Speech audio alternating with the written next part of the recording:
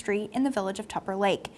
Police say 72-year-old Ross Goodenough was found dead in the vehicle and that the truck was registered to him. The investigation is ongoing, and police are asking anyone who lives in the surrounding areas to check surveillance camera footage for suspicious activity that may have occurred between Saturday, October 15th at 8:30 p.m. and Sunday, October 16th at 6 a.m. Anyone with information can call State Police in Raybrook at 518-897-2000. A massive boot is making a hike to the North Country. LL Bean is bringing its pop-up shop to Watertown's public square this weekend, featuring popular products, including their bean boots. This marks the third consecutive year that the 13-foot-high, 20-foot-long bootmobile has visited Watertown. The LL Bean boot and storefront will be set up on the center island of Watertown's public square from 10 a.m. to 5 p.m. on Saturday and Sunday. October is Domestic Violence Awareness Month, and local agencies are working hard to bring awareness to the community. Here's more. 24 people per minute.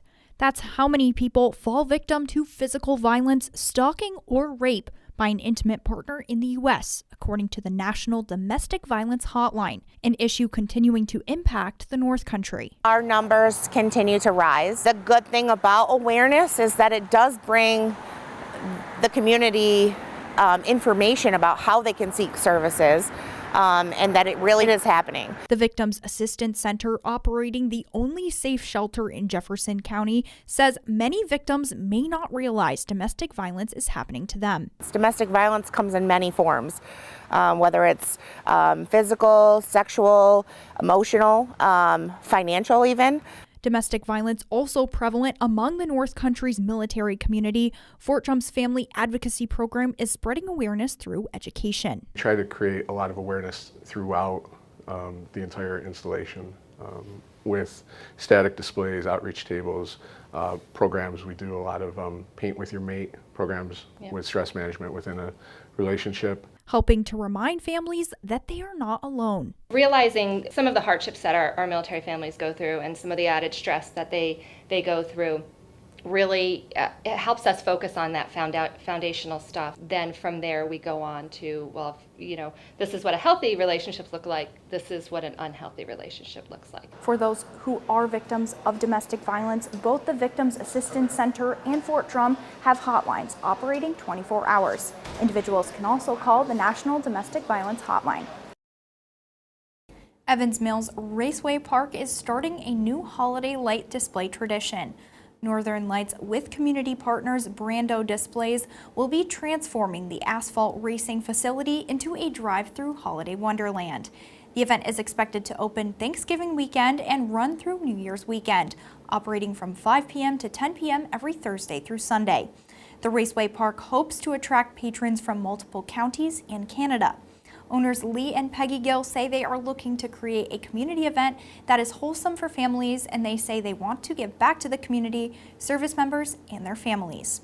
Gill said he is confident Northern Lights can become an annual event. Before we hear from Delaney Keppner and Sabrina Starr about the upcoming Scarecrow Scuttle, let's take a look at more local events with this week's Community Bulletin Board.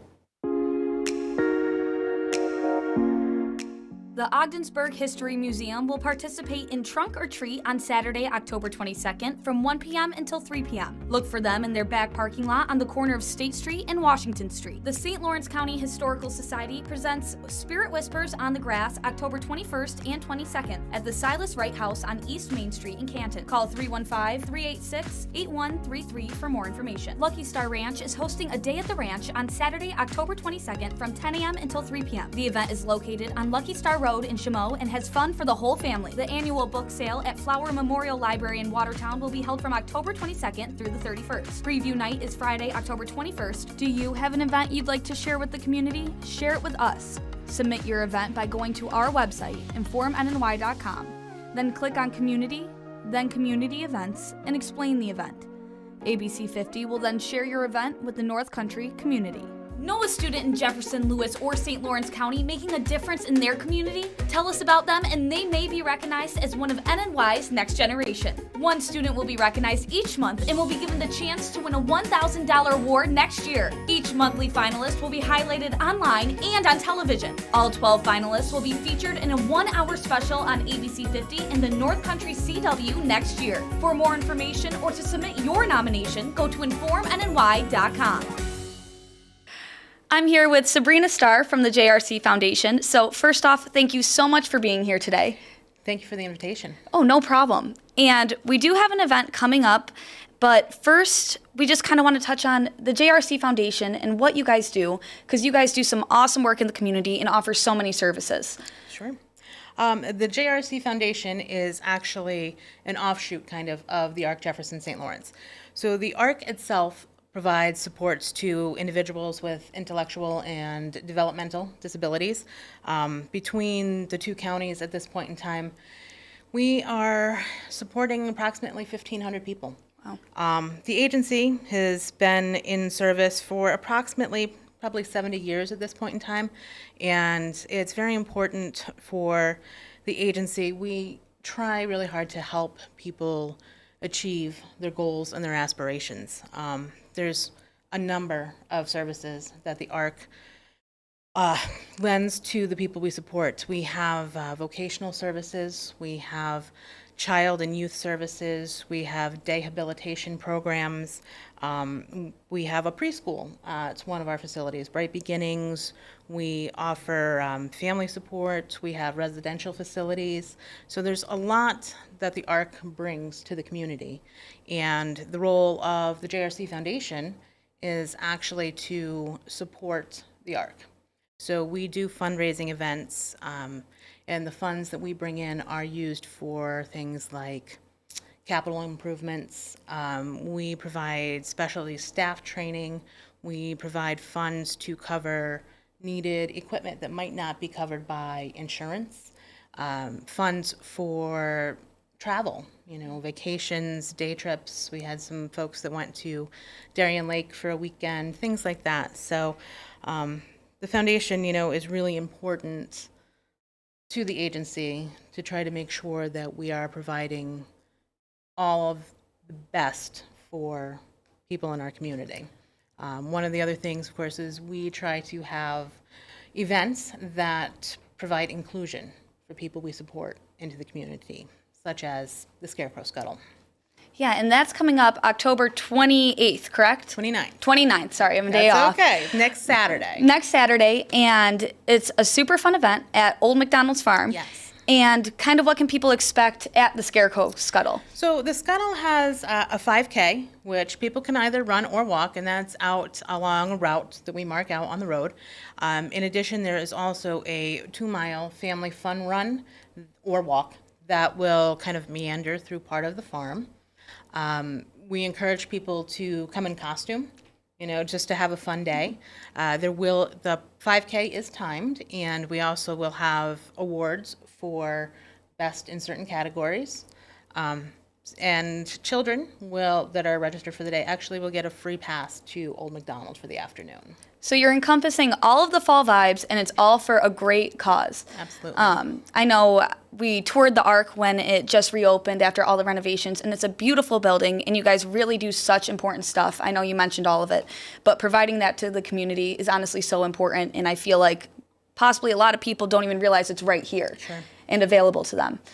So where can people find more information about the Scuttle and just about the JRC Foundation, the ARC, and help support your mission? Of course. The website for the ARC is thearcjslc.org, so they can certainly go there and learn more about the agency itself. There's a place there where you can register for the Scarecrow Scuttle or make donations. If anybody wants to reach out to the foundation directly, they can certainly reach out to me. Phone number would be 315-836-1364, or my email address is slstar@thearcjslc.org. Awesome. Well, you heard it here. Go on their website, pre-register, or make a donation. Like we said, it's all for such a great cause. And other than that, unless you have anything else, Sabrina? I don't think so. Awesome. Well, thank you so much for being here with us today. We truly appreciate it. And everyone go on there and pre-register. But for now, we'll send it back to the desk to Izzy with some more local news. 8 10th Mountain Division soldiers were hospitalized during Mountain Peak, according to Fort Drum Public Affairs. The soldiers were participating in the ongoing Mountain Peak training exercise when they were sent to the hospital with symptoms of carbon monoxide poisoning, Public Affairs officials said. Officials say all 8 soldiers were treated at nearby hospitals and have since returned to duty, and the cause of the incident is under investigation. The application period for the available superintendent position at Watertown City School District has been extended, according to the Watertown City School District Board of Education. The application period has been extended to November 28th as the board says it's committed to finding the strongest group of finalists for consideration before making a hiring decision. Interested candidates can find application materials for the superintendent role on the school district's website. Glitz and glam have met passion and community in the North Country.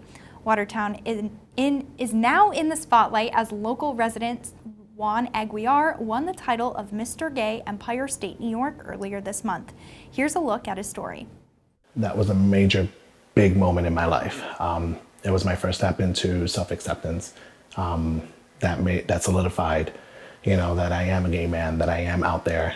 I cried because it was just like, something that I never thought I could do. His win instilling confidence to be himself and honor his culture from Puerto Rico, wearing traditional Puerto Rican apparel in the beachwear round. That's one thing that I stand close to is my heart, my culture, my family, my people. I struggle a lot with sometimes in America, you're too Latino, but sometimes in Puerto Rico, you're too American. And I've always felt in this middle category. And no matter what, Puerto Rico lives in my heart. And I want to share that with the world because my island is beautiful. Promoting not just acceptance, but embracement. When you care about people, people feel included. When you show a sense of charity, empathy, then people feel wanted. And of course, when you feel community, then people feel like they belong. Those 3 C's also include, hey, I want to belong to that. Hey, I want to do that. Or hey, why not? And this is just the beginning. Juan will hold the crown for 2 years where he has big plans to support the LGBTQ+ community. The platform is for the American Foundation for Suicide Prevention. And to me, that's very close to my heart as I've had people that I've known that have taken their own lives. With this title, I want to push through to talk to people, to let them know that, there is a way out. There are people that help. There's tons of agencies. We've evolved into a great community that helps each other. Rooting back to his journey, he credits his friends, family, and Glam Squad. They always encourage me to be myself. This is not just a piece of jewelry. It's always going to be a symbol that, it's the day I took the first step and this is me. Jefferson Community College will host a fall open house on Friday, November 4th. The event will include a college service fair, campus tours, and on-campus housing options. The open house is an opportunity for prospective students to experience the culture and learning environment at JCC firsthand, learn about the college's offerings, and get answers to questions about attending JCC. Anyone who would like to attend can register on JCC's website or can call Enrollment Services for more information. As the North Country prepares for Halloween, Cornell Cooperative Extension of Jefferson County is offering a way to make planning for the holiday a little easier and more affordable for local families. The organization is hosting a Halloween costume swap tonight from 6 p.m. to 8 p.m. at their Watertown location on North Hamilton Street. The event is free and families can bring used, clean costumes in good condition to swap with other families. There will also be a healthy snack demonstration, crafts and activities, Halloween safety tips, and a parenting topic about strategies for spending quality time with your child. You can find more information about community events like the costume swap on our website and on the ABC50 mobile app. While you're here, you can also subscribe to our daily newsletter for local news delivered right to your inbox every morning. And you can continue to stay up to date by tuning into News Channel 9 on ABC50 for a full hour of news, weather, and sports every weekday at 5:30 p.m. Thank you for watching ABC50 Now Live. I'm Isabella Colello, and we'll see you again next week.